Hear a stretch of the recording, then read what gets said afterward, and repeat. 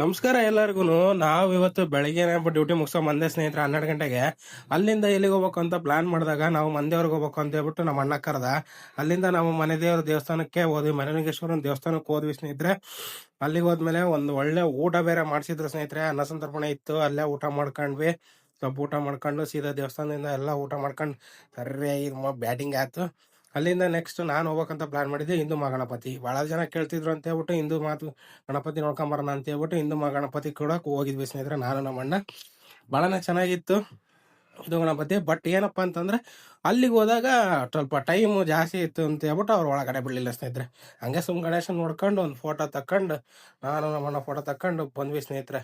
ಅಲ್ಲಿಂದ ಮುಗಿಸ್ಕೊಂಡು ಸೀದಾ ಮನೆಗೆ ಬಂದ್ವಿ. ಅಲ್ಲ ಟೈಮ್ ಆಗ್ಬಿಡ್ತು, ನೈಟ್ ಡ್ಯೂಟಿ ಬೇರೆ ಹೋಗ್ಬೇಕಾಯ್ತು. ನಾನು ಕೂಡ ಹಂಗೆ ಬಂದ್ಬಿಟ್ಟೆ ಸ್ನೇಹಿತರೆ.